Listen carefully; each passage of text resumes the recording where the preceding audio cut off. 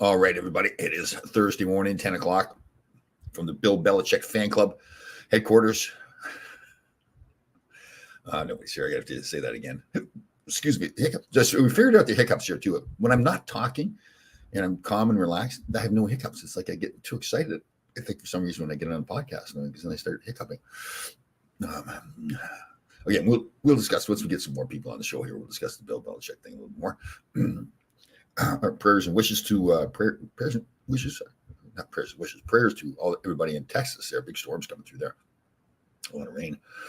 I wonder if it's one of those things too. In Texas, they don't get much rain, so when it does rain, the ground can't absorb it quickly enough, so we can more flooding. This is my scientific approach to such things. I get Thursday morning, 10 o'clock, from the Bill Belichick fan club headquarters. Who we got coming up here? Ronnie Jameson here. What's up, brother? How you doing, you magical veteran? Oh, he's got the Florida thing going up there. Oh, look at that. Ronnie Jameson. Why would you have the Florida thing? You're a Buffalo guy. Buffalo. Magical veteran, you. So we'll get into discussing this more. A couple of things.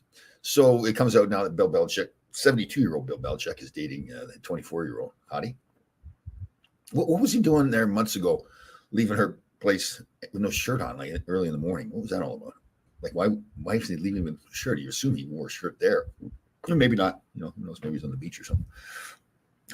But we're going to get into a discussion about this too. Why do people think it's so weird to have an older man dating a younger woman? In other cultures around the world, like the Philippines and Thailand, that's not the case. Actually, it's a norm where an older man is with a younger woman. I mean, listen, it's someone is financial. Like, if it comes from an area where they don't have a lot of money, the older man can take care of them. Yeah, no kidding there, Ron. If you have to get away with it, I don't know what it is. It's because it seems like this big taboo thing that an older man can't be with a younger woman, vice versa. That it's weird. If two people get along, and care about each other. I guess there's always would she love him or be with him if he didn't have money and if he wasn't who he was? Maybe not. Who knows? But a lot of that going on around the world. I live in Greenwich, Connecticut, for God's sake. Where all these guys are making a fortune, money on their hedge funds and everything. A lot of attractive women they're married to. Would they be married to a guy if he wasn't making lots of money? It's a question more. Excuse me. It's a question. It's really not a statement. What else we got going on in the world? Florida and Edmonton tomorrow night, Friday night, back in Edmonton. Wow. Connor McDavid decided he wants to win the cup. Likes to. Well, maybe he takes care of himself. Makes a weekly package. Susan Mort, what happened on Monday? Oh, we did I'm glad you asked. We did a podcast. I was on with Chris Nyland on his podcast, the exact time that's the only time he could do it. So that was fun, with him. And then yesterday, we got on Ron Greshner, who's on the Full Change podcast that you could listen to on all podcast platforms. Please like, share, and comment, particularly on Apple if you can for us. That'd really help us a lot. Good to get Ron on. It's like getting the Pope on, for God's sakes. Beg him, bribe him. But Susan, let's look at the positive, Susan. Like, we're back today, right? On schedule. Yes. Lisa Lee Martello. Lisa Lee, how are you doing there? Have we met you before on here? I don't know if you've been on or not. Well, I actually I got a message from, a guy by the name of Phil DeGatano, former Northern Michigan Wildcat, played after I did. Had been working on Wall Street for many years, and now he's going to get off into the mental health field, helping kids. So reached out. We'll get him on a podcast and help promote his business. Good guy from Northern Michigan. Fun guy. He's a mushroom. Fun guy. You guys get that? I didn't get that at first. It was in the grocery store. The mushrooms the brand name was Fun Guy. I didn't realize that mushrooms were fungus. Lisa Lee Martello. There's a nice Italian name. Phil DeGatano. What's Susan Brooks? What is Brooks? What is that? Oh, interesting. Okay. We need to cover the Berkeley Goodrow stuff. I forgot about that. Susan's brother, Larry, had a very interesting article. I like his take on it this morning in the New York Post, where he said, listen, if you want to win, you're going to have to make some decisions that people are not popular with, especially the person that you end up moving.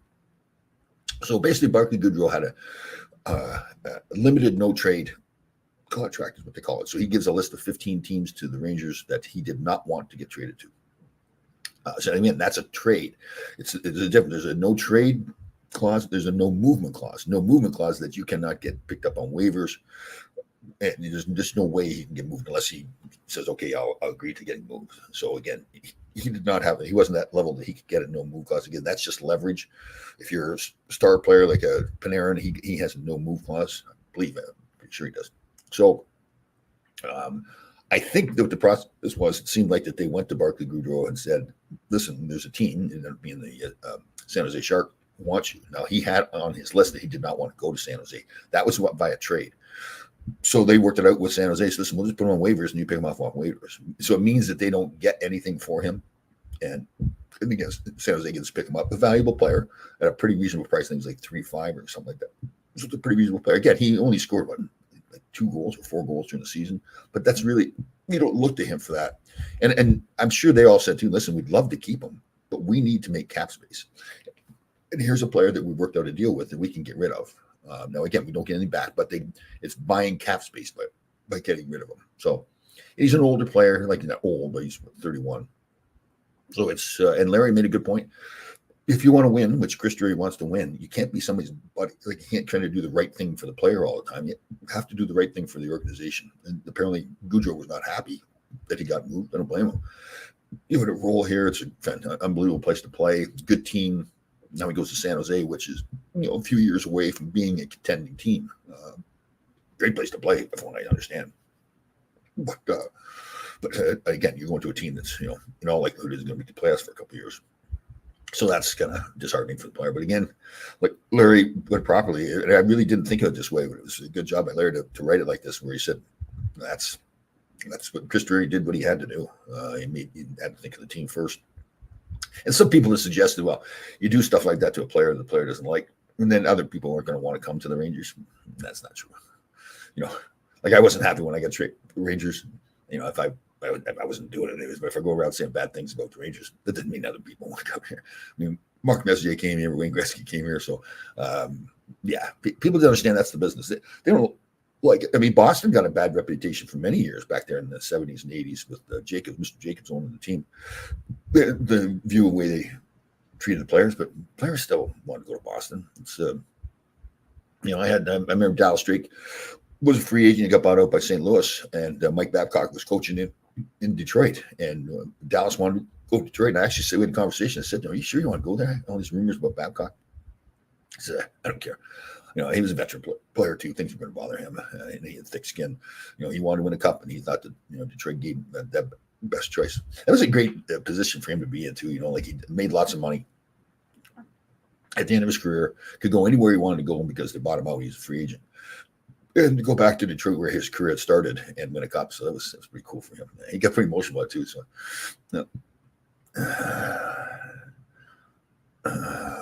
he'll probably get, and you're talking about Barclay Goodrow, yeah. Team, good shit. Yeah. Yeah, Susan, you are on fire. That's an excellent point. He is that perfect kind of guy. Maybe because he can come back to the Rangers. Or if he can, there's maybe a time period, maybe not through waivers, maybe come back. But he may not want to come back now because of, you know, the way things went. But for him, you know, that's the kind of thing that you got to put it past you. You know, it is a business. I mean, he's the kind of guy, he's a heart and soul kind of guy. So it is harder for that kind of guy to accept that kind of stuff because he really takes the lead in that heart and soul guy. Remember 2 years ago in the playoffs, we fought that ball. The ball that just got traded too. How about that deal that New Jersey just made with Markstrom from Calgary, goaltender, for a first round draft pick and and Ball, the defenseman. Interesting deal, you know, because I think a lot of people remember the Markstrom that played in Vancouver, and he was one of the best goaltenders in the league. He did not play that way in Calgary, so it's somewhat of a gamble for New Jersey. And again, I think the first round pick is how do they say that? Susan, you probably know, where it's a guaranteed top 10 pick. I don't know that whole process, to be honest with you. They didn't have that kind of stuff when I was an agent. I don't know how they can guarantee it's a top 10 pick. But that's they have that listed. So again, there's that. Maybe they have to make a trade to get a top 10 pick. Excuse me. So that's, again, an interesting deal. So that could be a great thing for New Jersey. I like that defenseman too. He's a big, hard defenseman too. That ball. So the game, man, that's a lot to give up for a goaltender. We really don't know for sure what you've got. And they've only got Jack Campbell there too. And again, he's kind of that same category. Deborah Anderson, how are you doing? Magical creature, curly-haired woman. Excuse me. So again, it's funny with the hiccups. Like, I'm not talking. I was just on the phone before I got on the podcast here, and I hadn't hiccuping all day or all morning, and all of a sudden it started again. So I think we figured out what the issue is. I talked too much. I think I get too excited when we talking to you guys. Would you trade Panarin for Marner? I would not. No, I wouldn't. I don't like Marner. Marner's an incredibly talented athlete, but I think that I just don't think you win with that kind of guy unless he grows up and changes. He's just way too soft a player. I don't think he understands the team game. Incredible talent. Interesting. Again, I know you're just thinking about stuff, Michael. But again, that's the thing with Panarin. He's got that no move clause, so I don't think he's going anywhere. He likes it here. He chose New York, wanted to play here. But I guess if the team comes to you and says, "Listen, we'd like to trade you," then it doesn't get uncomfortable. At $11 million a year, I guess that kind of softens the blow a little bit. To uncomfortable $11 million a year. But so Barclay Goodrow, again, I would not have traded him just purely based on talent and contribution to the team. But obviously, in this case, there's a lot more to it than that. There's the cap numbers. So I don't know what they're up to now. They're up to like 18 million or something. Is it, $15 million in cap space? They got to get Schneider signed, Lindman signed, and I think somebody else, I can't remember. That's this year. And then the big one for next year again is Igor Shesterkin. That'll be an interesting. So they'll be starting discussions now. They can't wait on that one. They can't let it come. Again, he's a restricted free agent at the end of his career or end of his contract, but that is such a big deal to get done. You don't want to drag it out. Like, I would not be surprised at all if, like, closer to training camp, they announced that something got done. Again, sometimes, and this is isn't a big deal. Sometimes people say you can't sign a contract extension. It really technically is not an extension. So when you sign an NHL contract, you can't alter that contract in any way. You can't add to it. You can get bought out from that contract. Again, you can put on waivers like we saw with Barclay Goodrow, but you can't rewrite that contract anyways. You can't add to it. So it's really just another contract you're signing that kicks in after the one expires. The first one expired. Again, it's not a big deal. But when I hear people saying extension, it's a little bit of it's just not totally true. No big deal. But that'll be interesting. And again, man, that's the one. And I tell you what, I'm not just saying this because I do so much stuff for the Rangers, but Drury, I think, is really doing a good job in a lot of different things he did. Like, we signed like Wheeler and those guys with the 1-year contracts. Again, I guess they didn't win the cup, but they went to the semifinals for the second time in 3 years. So like stuff like that, where now you've added to your lineup. Not a great player, not a bad player, but you're not tied to any long-term contract, not big money. So he's doing a good job of managing the cap, especially through a tough time, like coming out of the pandemic where, they froze the cap there for a while. Now it's going to go up a little bit more. So, and again, the scenario was that they would go buy out Barclay Goodrow. There was a big cap hit in the third year. So they've avoided all that now. So they've he obviously knew that when he put him on waivers. He knew he had to deal with San Jose. He was probably trying to trade him, but then saw he had San Jose on the no trade list. So he worked out pretty. It's not the first time that's happened, but it's a pretty creative way of doing it. Instead of just saying, "Listen, the player doesn't want to go there, we're screwed." So let's find out a way to do it. Put him on waivers. It's got nothing. It's not a trade. And again, there's a difference between a no trade contract or no trade clause and a no movement clause. Again, no movement means they could not have done that. Like, if they tried to Panarin, they wouldn't allow that to happen because he's got the no move clause. He just can't be moved in any way unless he agrees to it. So, yeah. What? Oh, good question. So in his case, what he did, he got hooked, but then he dove forward to make the hook looking worse, to kind of sell it to the referee. So you're kind of faking that you really got tripped, or faking that you get slashed, and it's there for a few reasons. Because you're trying to draw a pen, and it really makes the referee look bad. Like, if the referee didn't call that, like, and really thought that he was really hooked that badly. Then he goes back and watches the film later on. The referee, like, that's the scary thing with doing that. Then the referees are human beings too, because now they're, I can guarantee you, he probably had a talk with Tkachuk, the referee did, even after that play. So listen, don't do that. If it's a penalty, it's a penalty. I'll call it. If you do that, you're making me look bad. And next time it happens, I won't believe that you really got hooked. So, like, Billy Barber with the Flyers used to do that all the time. And it was just that everybody, even the guys in his own team, were like, "God, don't do that. If you get hooked, listen, you can embellish it a little bit to make sure you sell it, but his was over the top. Tkachuk's was. It makes everybody look bad. Referees, and even the other team, when you start doing that stuff, they're looking at, oh God, come on, that's not. It happens. You get it, and again, you can do it a little bit to make sure the referee sees it, but the way Tkachuk did it was just over the top. And I'm surprised with him because that's not the kind of player he is. So yes, that was morning from Niagara Falls. Zip lining. All right. Send us some videos there, Barry Shelley. You zip line. I'd like to see that. Kakko and Miller for Brady Tkachuk. Well, Michael, you're creative today. You're thinking of things. Okay. So Kakko. I would think around the league right now, people are looking at saying, if we could get him and give up not very much at all, or some conditional pick, let's give him a shot. He's done it. And again, another smart move by Drew. He signed him to a very inexpensive contract. Oh, it's still $2.5 million, but NHL standards, now that's not bad. So they can trade him. It's easier to trade, actually, because he's locked in for just 1 year and a pretty reasonable number. But again, most people aren't going to give up much to get him because, their jobs are on the line too. So general manager gives up too much to get it, and then he just doesn't progress based on what we're seeing right now.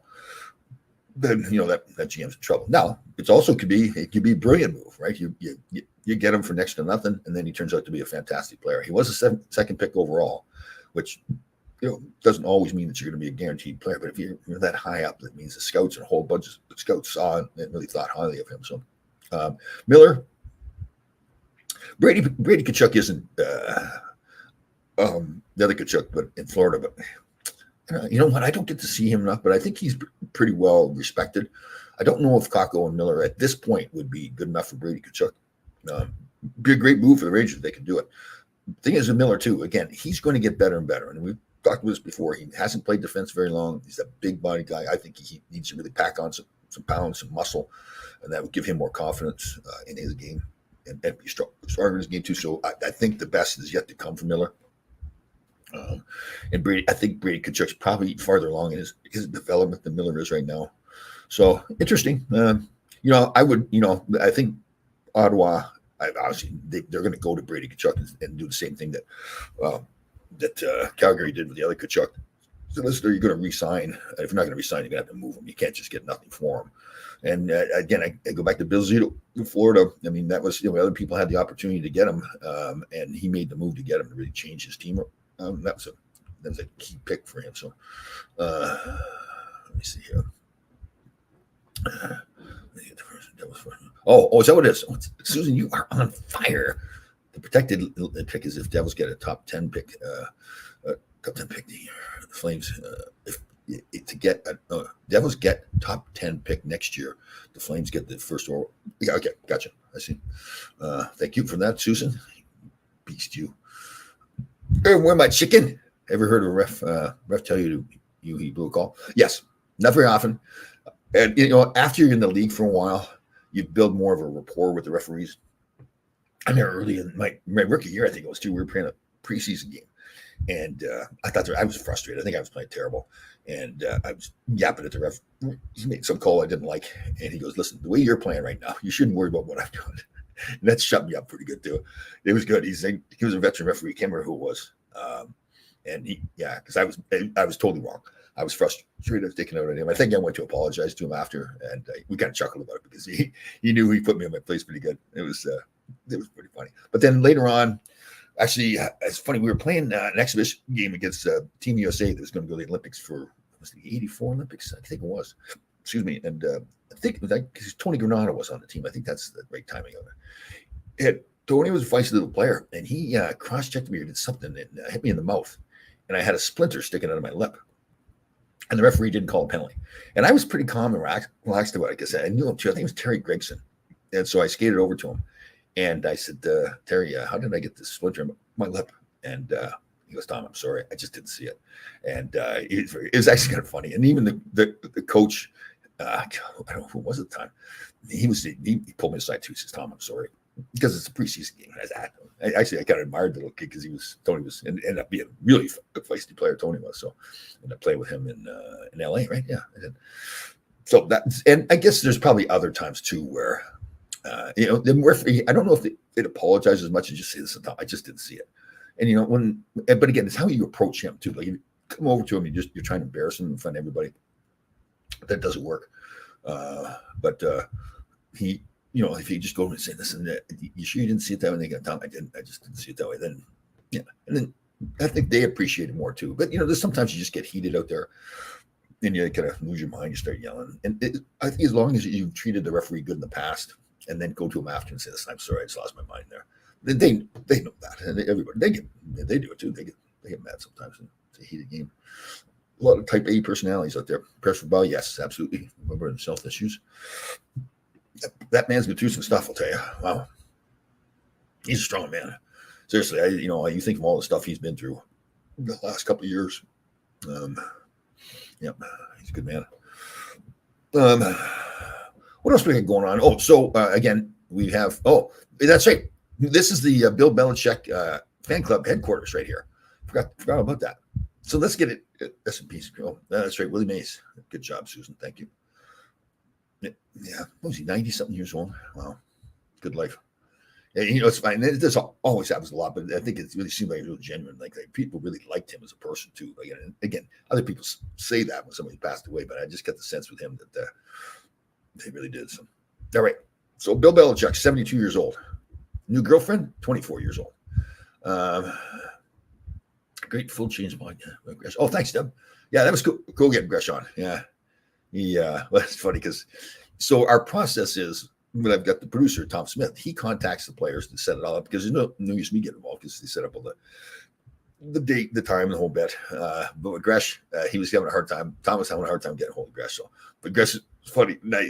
He's doing it in a good way. He says, no, we've known each other for 40 years. I'm not talking to some producer. You call me up. So, and I don't, he's right too. So yeah, Murray, thank you very much. Willie Mays was 93 years old. So again, Bill Belichick, 72. Let's stir the pot here a little bit. 72 years old, a 24-year-old girlfriend. Thoughts? I think it's kind of divided amongst men and women, right? Women more look at it like, oh, that's creepy. Where men are like, oh, geez, sign me up.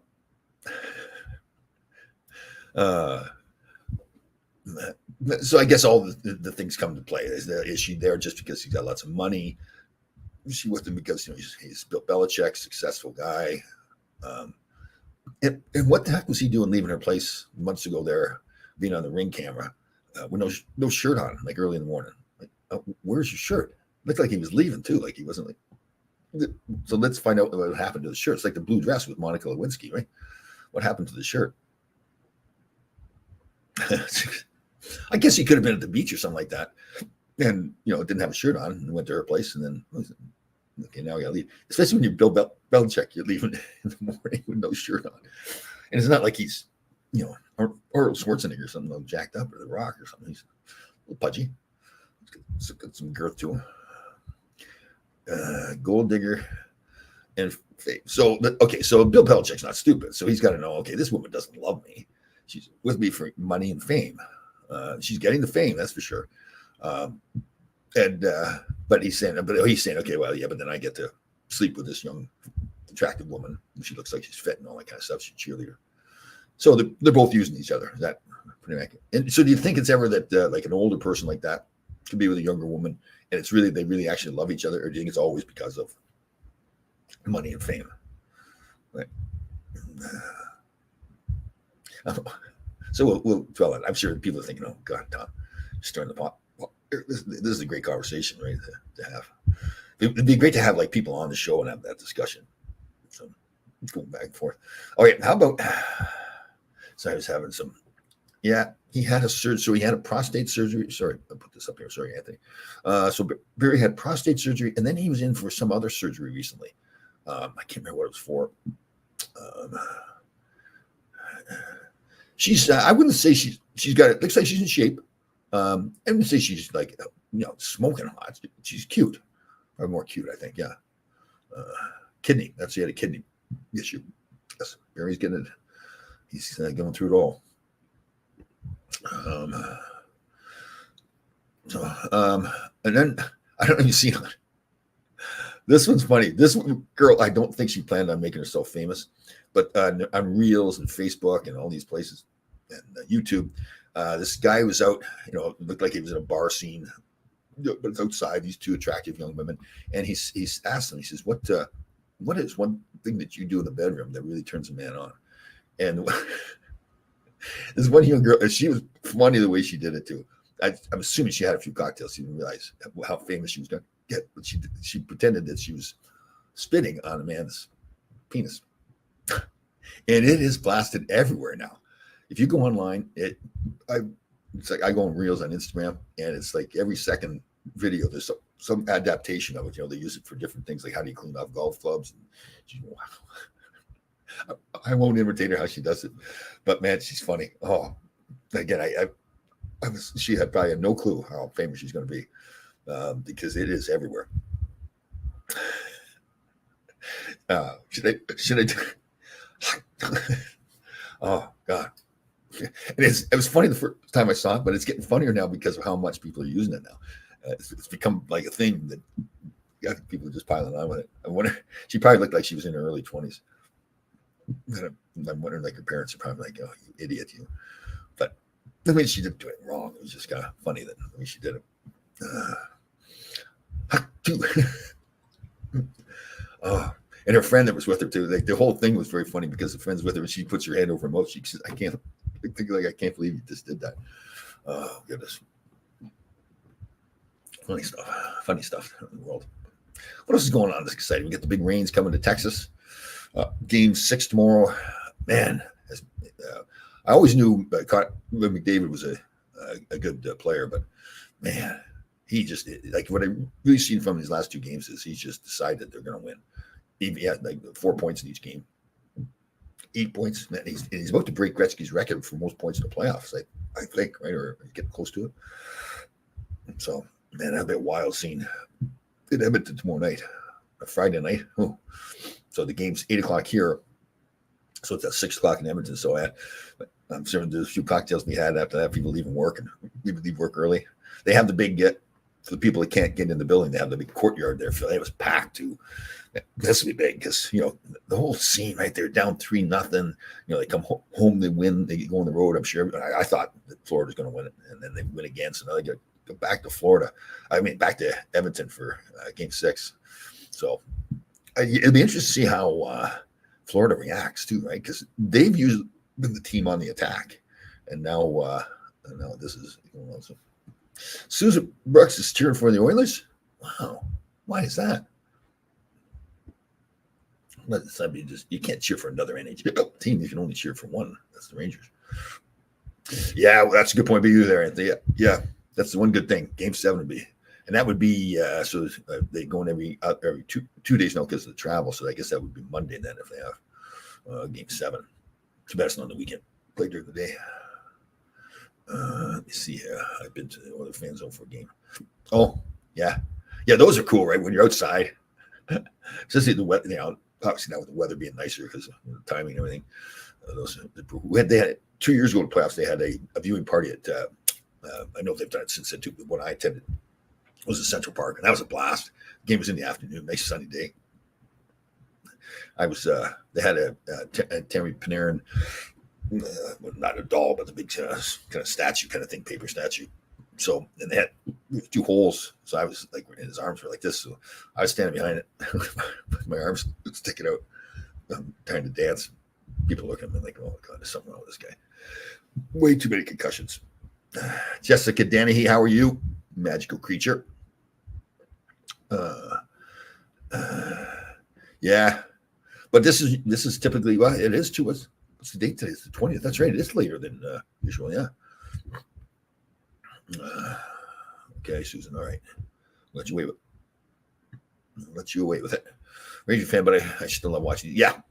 You know what? That's a good point. I didn't think it was going to be as exciting. You know, obviously, the games have been exciting. The first few games were one-goal games, and then now the way the Oilers have crawled back in the series.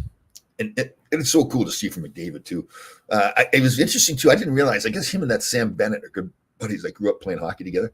And near the end of the game there, Bennett's punching him in the head. I think it was Ray Ferraro was talking about how they're good buddies. But that's playoff hockey, you know.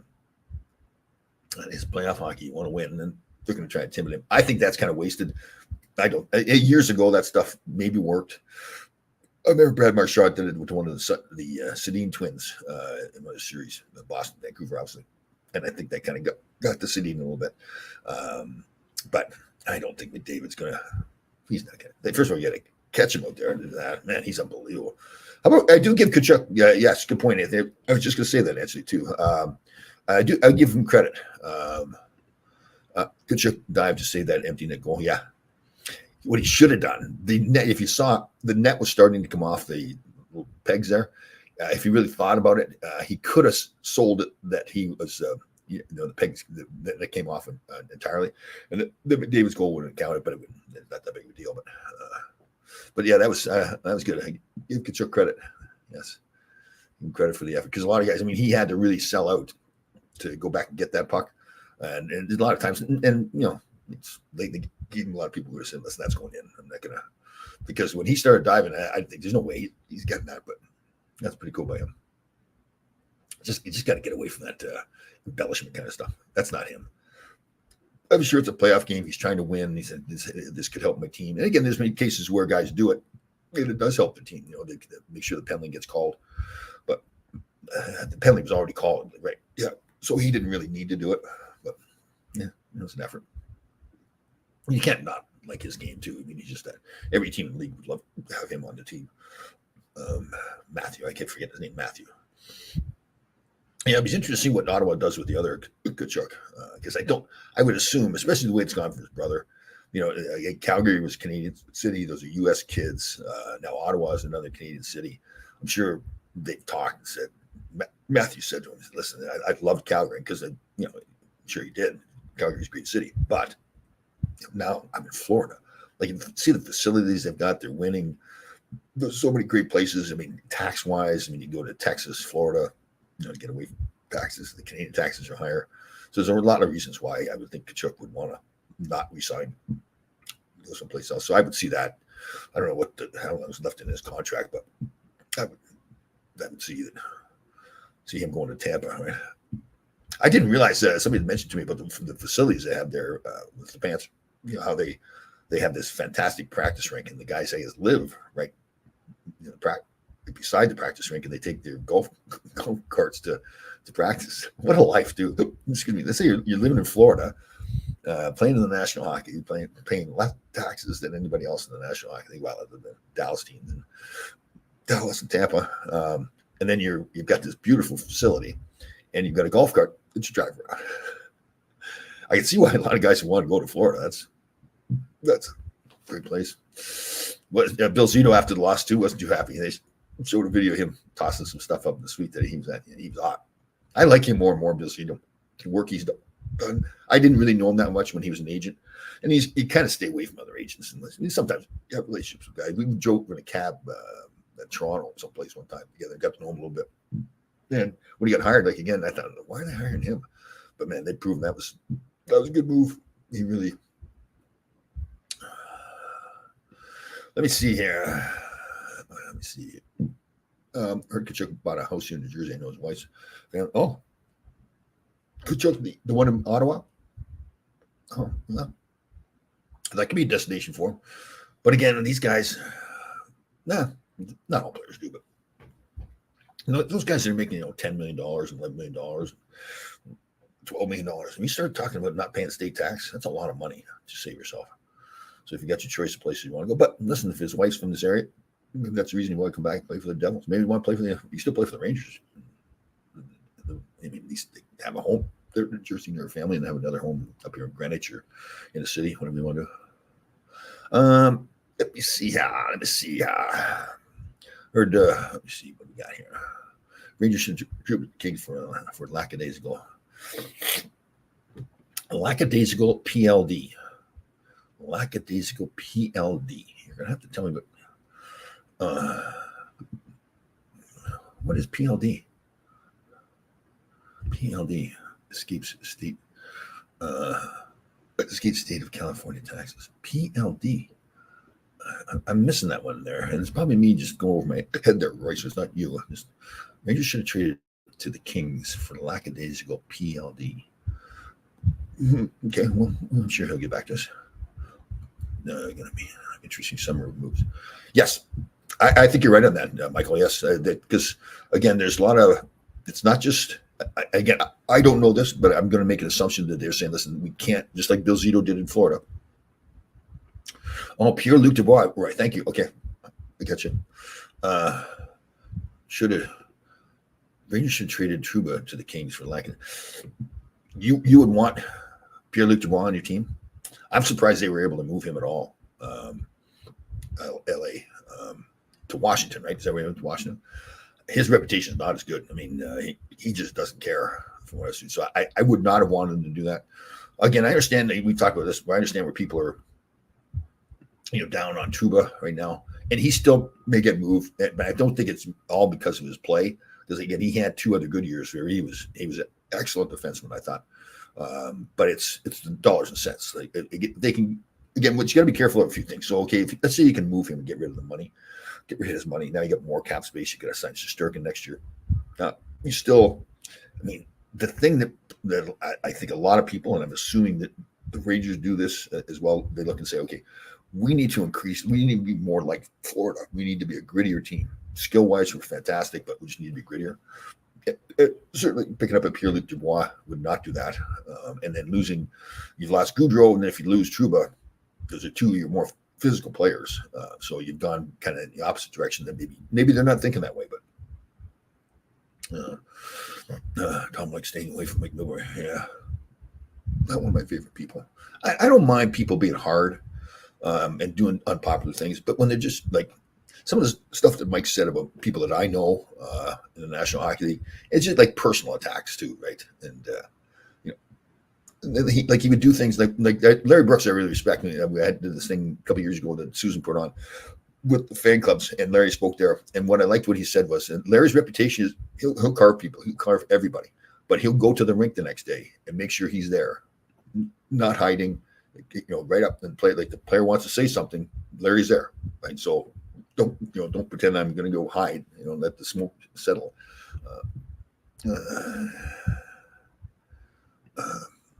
Player to be named at a later date.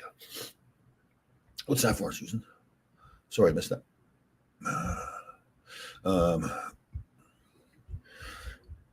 Okay. So here's it again. I get it. I understand why people are down on Trouba, but again, if you look at his time at the Rangers, again, first year I thought he tried to do too much, and he was running around, and then he settled in and had 2, I thought, really good years. He was a physical player, leader. There's a reason he's named captain of the team. Second power play unit, big shot, big hits. And then last year wasn't a good year for him. But again, I just really thought he tried to do too much. But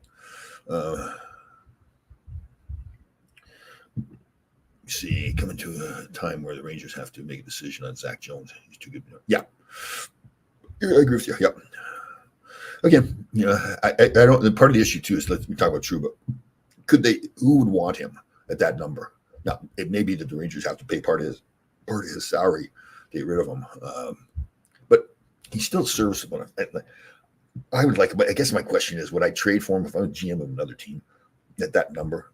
And maybe, like Kenny Holland used to say to me, he says, "I like the player at $4 million. I don't like him at $8 million." So it doesn't mean that you don't like the player. It's just it takes up too much of your cap space. So assuming you're talking about Trouba here, but again, that was this past year. The players have bad years, bad games, bad years. I've done it myself. I had other years where fantastic. Then you come up next year and you're like, what happened to your game? Is it injuries, lose your confidence? I know it sounds strange to say like you're making $8 million a year, you lose your confidence. It doesn't matter how much money you're making. If you lose your confidence, you lose your confidence. So, but again, but here's the thing. Now the expectations are you win another you won a President's Trophy. You went to semifinals again. So now if you don't win the President's Trophy, let's say you fall back and you're fighting for a playoff spot, but you made your team a better playoff team. I mean, now, okay, so what's everybody saying? The fans going to be jumping on Chris Drury because they're not as good a team. They're not going to be as good a team on standings next year than they were this year. I can just about guarantee you that. They're going to have to do things to make it a better playoff team. That's the same thing the Florida Panthers did.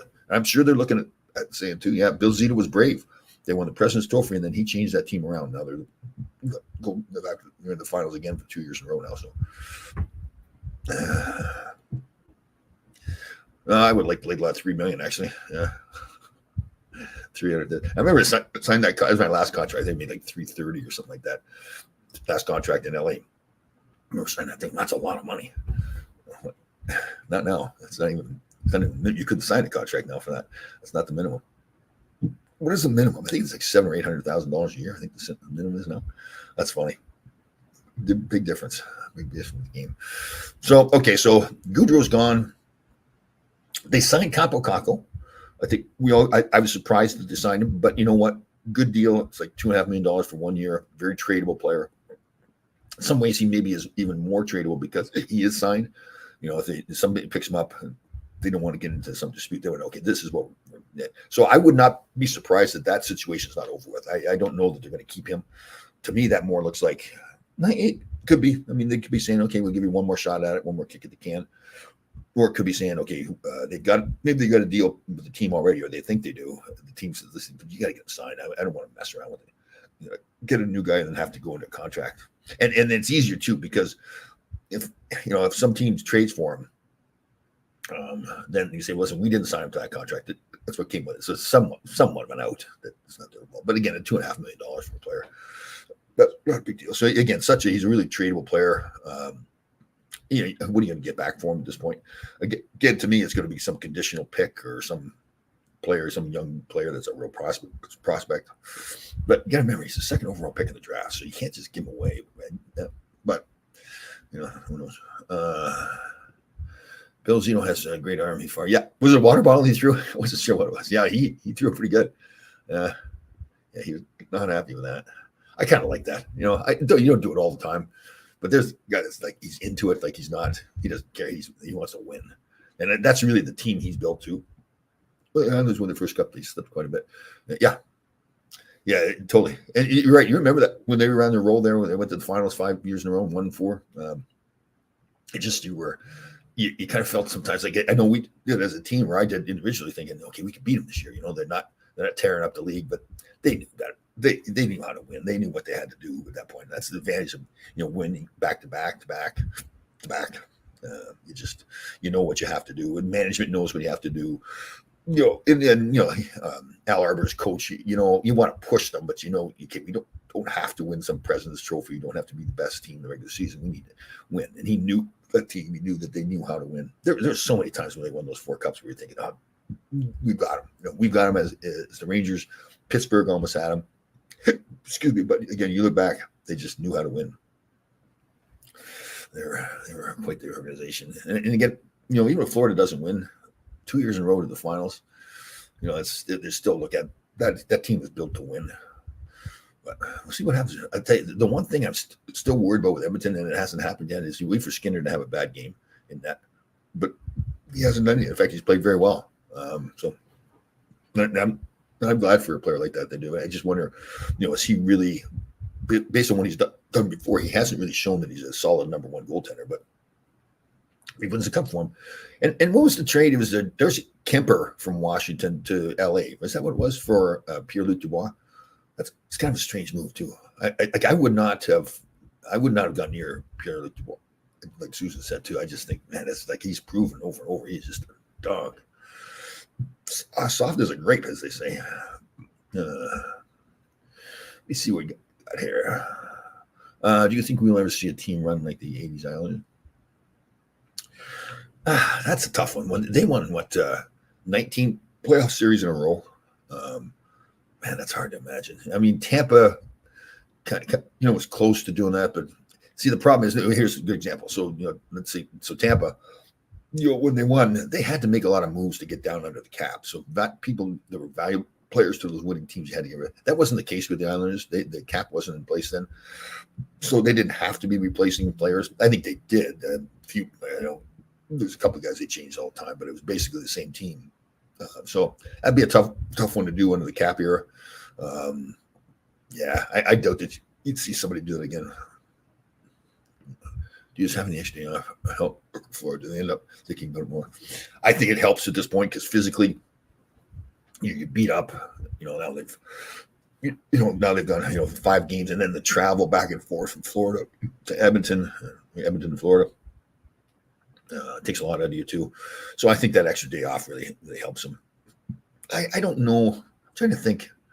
I think most guys now, I think we were too. Well, when we played in the playoffs, it was pretty much like every other. Like we would play, like we'd go home and play 2 games back to back, have a day off. But again, we're playing in our division and playing the Islanders, Flyers, Devils. So they're like home games. So the travel included it's a big thing.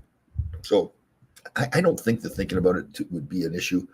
If anything, you kind of regroup and again, rest up. These guys are so good now too. Like they're eating properly, hydrating. They're so good with their conditioning. So I don't think that the mental part, like thinking about it more, would be an issue. But if anything, you kind of think, okay, let's kind of recharge here. Let's, we thought we were going to win the cup coming back to Florida. That didn't happen. And then, so now you're disappointed, but now you got to regroup. You're disappointed. You have all these plans. I'm sure they have people flying in, to celebrate with them. That may be a part of the problem too, because now they maybe put the cart before the horse, right? Because you want your family, your loved ones, your friends, whoever it is, you want them to be there with you when you're going to win. But now it's almost like it's okay. Now let's just go and play well. Edmonton's got something to say about that too. So I'm sure they said to him, "Listen, you're not coming up." That's what's interesting to think about that now too.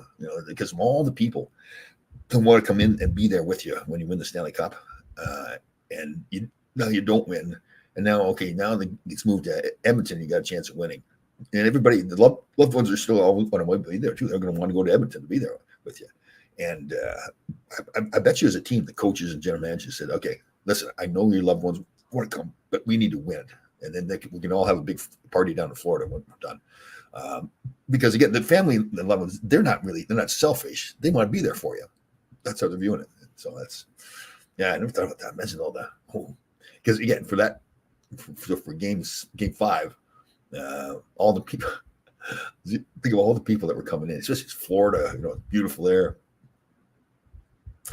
Interesting. If I'm a general manager and a coach, I'm having that discussion. I'm saying, listen, we can't have this zoo around this team. We've got to concentrate on winning. Because I know they've got game 7 back in Florida for them. But I mean, you get to a game 7, anything can happen. So you can't be up 3-0. Come back from game 7. Let me see it. Okay. Florida has 2 strikes, 7-1. I still think Florida win. Good. Well, I Roy, I hear what you're saying. I guess my only concern is Connor McDavid. Like he's been on a mission now. Florida's a good team. Have they not smothered him like they should have, and not let him do what he wanted to?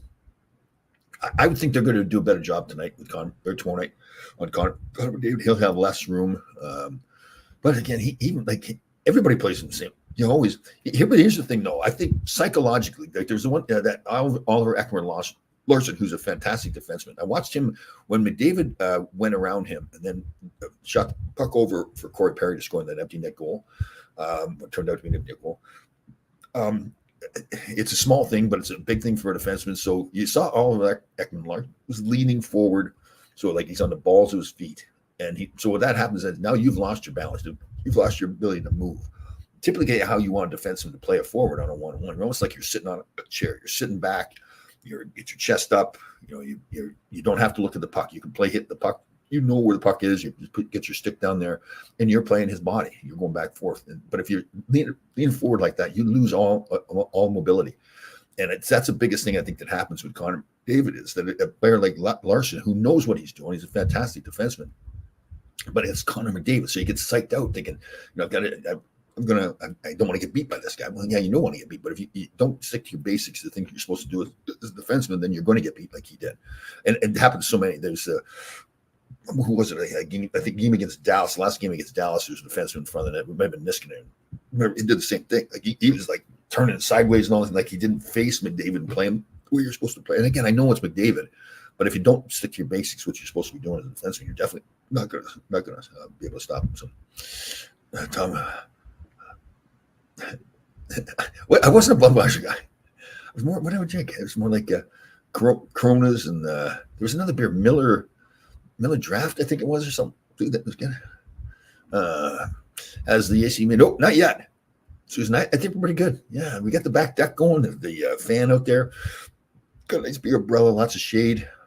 It hasn't been that bad, and the nights have the fan going haven't been bad at all. So, Dougie DeVito, how are you there, Master? Excuse me. What do we got here? What do we got? Getting my Christmas books. Yeah, I've got to get on that. And that's Deb's. It's all done. And it's just, again, didn't anticipate the process you have to go through. And it's not that bad with Amazon to do self-publishing. I didn't know that you got to give up your everything, all your personal information. I'm probably overstating it because I didn't concern myself before with that kind of stuff. And now I do. Deb's with me, and she's an expert on all that security stuff. So she's reassured me we can get it done. So again, that's on me. I got to get things. Palmer David, Puerto Hernan, number 7, Florida has to win 2-1 or 3.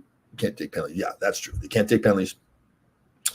And you're right, Roy. You need to pound Connor McDavid. It's just easier said than done, though. I mean, to me, it's more like in the little scrums, like the little cross-checking arms, just aggravating them, and finishing your checks all the time, always bumping into them. It's those little extra things, so you don't draw a penalty, but you're constantly aggravating them. Then you really got to make sure, like, you can't let him get wound up, like get him back in his own zone. Because for defensemen, he's one of the rare guys I can say is maybe Mary Lemieux was like this a little bit, but if you let them get going with speed, it's near impossible. If you can sit like we talked before about the basics, playing one-on-ones and everything, but he just finds a way to get it done. But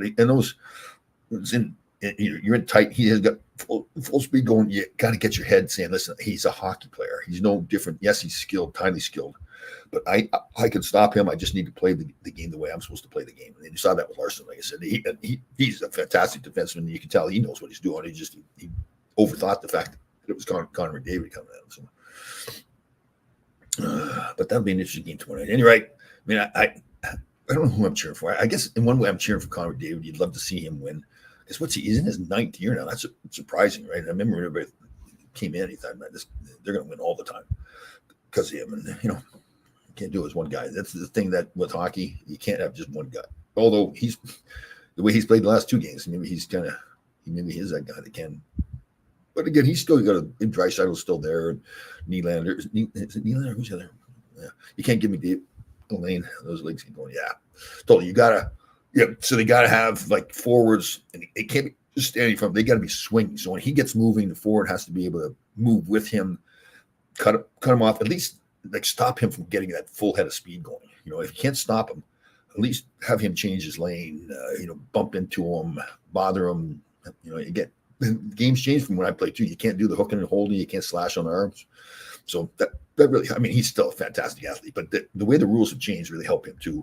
And he takes advantage of it.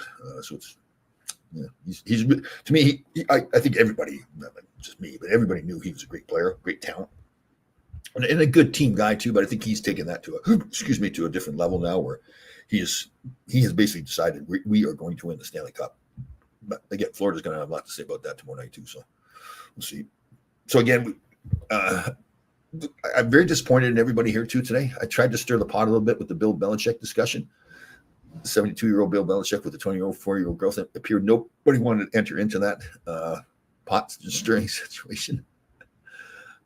I was all fired up too. I thought I can get everybody going. We'll get Susan going. We'll get Deb going. So, but I guess it's not to be. Nobody really wants to touch that one. Oh God, I wonder what they talk about. And how about when he signed an autograph for you? He met her on the plane, and he signed thank you for she was talking about something that she was doing in school. And then he sends an autograph and he lists all the Super Bowls he won. Like, that's not arrogant. Like, oh goodness. Yeah, you're right. It isn't that big of a deal, I guess, right? Anymore. That a young woman was a young guy. Yeah. I think like the media is making a bigger deal. That's Bill Belichick too. So she's the same age as one of his grandkids. Oh God.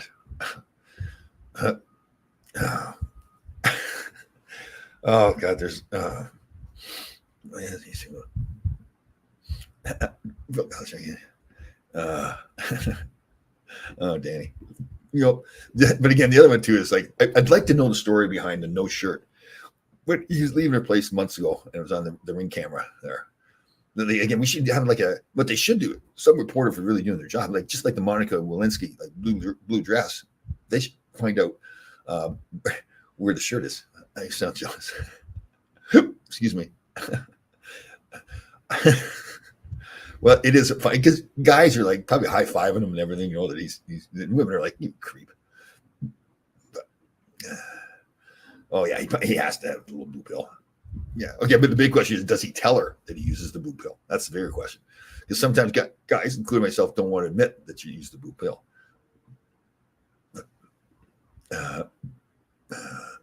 Let me see here. Patriots changed sleeves. Yeah. We got to find out what the shirt though. Seriously, some of these reporters should really get on that. Let's find the blue shirt. Like, why did he leave in the morning with no shirt on? Does that mean he came with no shirt on at night? I mean, arrived with no shirt on. I don't think he's got abs, but everybody has abs. But I think his is covered by a lot of fur and a lot of fat. I think he's got the abs going on. He doesn't look like a guy that's fitness is a big thing too. Got the turkey neck going on there. Men don't have to have turkey necks. You can moisturize, eat properly, exercise. So you won't have to have that turkey neck going on. Okay. So maybe he left her the shirt. I see, Michael. Good job by you. I like it. You're on things. Yeah. So he left the shirt for her so she could wear it all the time as the kind of a gift. So then he's Bill Belichick walking out in the morning, no shirt on. All right. Well, I guess that's love, man. You want to give her something else to think about him. So she's got the shirt on. He probably had cologne on a little bit so she can smell him all the time, wearing his shirt in bed. That's romantic right there. Yeah. A few thousand watts, yeah. Yeah, the ex-wife loved that. Yeah. Excuse me. Maybe Bill is dull as a thing. Oh, no. From what they say, he's not what we see in the press conferences and everything. They say he's got quite the personality. So, yeah. But I mean, writing down the list of the Super Bowls you won on an autograph to a young girl, like that's creepy. I think that's creepy. That's the creepiest part of the whole thing. She obviously knows you're Bill Belichick. She can look it up. You don't have to write it down on an autograph, right? Like probably she was thinking, like she's probably laughing at him, like, okay, Bill, you don't have to try to impress me that much. Like I know you're trying to get my pants, but you don't have to tell me how many Super Bowls you won. I do live here in the United States. She was a cheerleader too, right? Oh, yeah. Or does he always sign it that way? Oh, he signs that way. Oh, he always puts the Super Bowls. Oh, well, that's kind of creepy. What? So when I sign my autograph, I didn't win it. Stanley Cups, but I don't. Tom Laidlaw, Players Player Award 1944, 1984, Players Player Award 1985. I don't list any achievements I have. Just sign my name. You guys are smart too. I like the fact. So he left that shirt there as a party gift, right? Bill walked out with no shirt. Nice. Yeah, he looked like he needed a male bra. Yeah, he was. But that's got to be an awkward thing. Like, can't you say, listen, I'll come back later and give you a shirt, but I can't walk out here in the morning. I'm Bill Belichick. I can't walk out here in the morning with no shirt on. But maybe it was all part of the plan. He's thinking, okay, this is going to make me look good. Here I am leaving a young girl's apartment, 6 in the morning, no shirt on. People are going to love me. Men will want to be with me, be like me, and women will want me. I guess. All right, so we've solved the issue of the shirt. Yeah, I got a terrible autograph. Yeah, awful. But there isn't any other TLs that played for the Rangers, so I'll just say TL. They know it's me. So we solved the issue of the shirt. He left it as a parting gift. We solved the issue of the arrogance to list your Super Bowls. He apparently does it all the time, so it wasn't just for her. See, that's what I love about you guys. It's like we learn things here. This isn't just like a wasted hour of nonsense that although I do title it nonsense. It's things we learn. Susan adds things to it. CBS issues, CBA issues. Roy's out there figuring things out. Deb's on top of things. Here's hold on. We got here, Susan. At least Bill got off talking about bidets. See, but now that you mentioned it, Susan, you know where this is going. You know, Tom Smith keeps thinking I'm going to get a bidet. Yeah, not happening. There's some funny videos out there, though, right? Like the guy that was in the pond or whatever it was, and the water spraying up. Oh, funny stuff. Where's Tree? See, this is a good question. So I know like what's really happened here, I think in this Thursday hour in particular, we've got this group of people, we're tight together, we bonded together, we're there for each other. We show up all the time. We help, we figure things out. The shirt issue, the signing of the autograph. So those are all things I went into the show not knowing the answer to the show, the answer to those questions. And now that I've been on here with you guys for an hour, I've learned a lot, learned the answer to this question. Now with Tracy, was participating and now doesn't even show up. So it's kind of, where does that put her in the whole big scheme of things? Is she part of the group? Is she part of the Thursday morning group, or is she not? I won't make that call. That's up to you guys. You're the team. My brain is full. Yes, Deb, your brain is full. Did you attend the Toronto Maple Leaf Garden? Did you think about it? No, I never watched the Toronto at the Garden. I was drafted by the Peterborough Petes. Roger Nielsen was coaching at the time. I was a second round draft pick. I played my junior team, the junior B team I was on the year before, won the All Ontario Junior B Championship with the Bramley Blues, and was picked pretty highly. Probably picked higher than I should have been, to be honest with you. I don't think it developed as much as I did more later on. And Roger Nielsen even said something to me like, so I didn't make the team, like I sent back to junior B. And then my college coach, Rick Conley, came along and recruited me to go to Northern Michigan. And to be honest with you, excuse me, I didn't think about it that much. It was like, he was smart. He had 4 or 5 of my buddies from my junior team going with me. So I was like, this is great. I'm getting a full scholarship. So my parents were happy. We didn't have much money going with my buddies. It was going to be the first year they had a team there. So I didn't have to sit and not play, play less because of the upperclassmen. So for me, it's fantastic. I was going to play all the time. I became a captain the first year. So I was a 4-year captain. So all those things, the discussion about college or junior really didn't come into play. It was all these other issues. Like the personal issues about going up there with my buddies, the fact that I was playing all the time, full scholarship. So it worked out. So, but it's a great question though, because it is a big debate more and more with kids. But whether they play junior or college, the college game has gotten so much better, and the facilities for most of these college places. Now you walk in there and you go, wow. Tom's not. He was drafted by Peoria Penises. Daddy, what is that? We're about to wrap up the show. Everything had gone smooth. Peoria Penises. Oh, Danny, sometimes I'll tell you. Sometimes, he was probably better than I was. I know I told you, so the only other school that recruited me was Brown, a very prestigious academic institution. And they got my grades. I sent it to him. The coach called me up. I'll never forget. He's a fantastic guy. I can't remember his name. He says, Tom, we'd love to have you play on the team. He says, but there's not much we can do with those grades. And again, me like I told me, Dad was like, oh, okay, moved on. And Northern Michigan came along. So it's funny. And then years later, I was going to coach the Greenwich High School men's hockey team. And so you have to go through the process. You become an employee basically of the school. So you have to get your grades from high school. And I'd forgotten how bad they were. So I got them sent to me. Northern sent me, or my high school sent me my grades. Right? Yeah. So high school. Yeah, my high school grades they wanted. So I got them from my old high school. And I got to look at them, and my sons looked at them. They were really good at school. My boys, they're looking at it, and they just couldn't wait to see it because it was not good. I can't remember what, but they were terrible. I forgot how bad they were. So I don't know how I got into college with those grades. Let me see.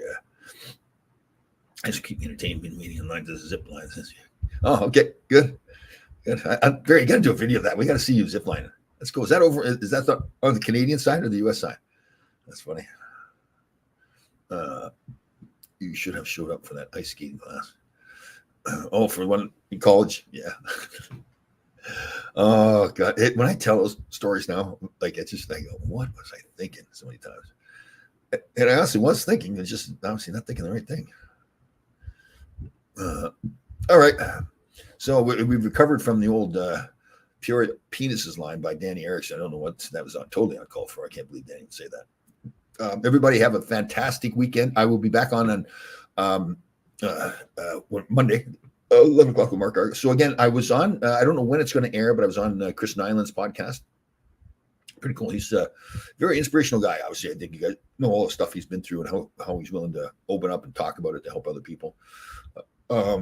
So again, we'll see everybody on Monday. Everybody have a fantastic weekend. Again, 988 hotline, helping people with suicide prevention and mental health issues. Let's all reach out to each other. Shoulder check mentality, reaching out, making sure everybody's okay. And a big part of it is just showing people that they're cared for and that somebody really loves them. And everybody have a fantastic weekend. See you on Monday.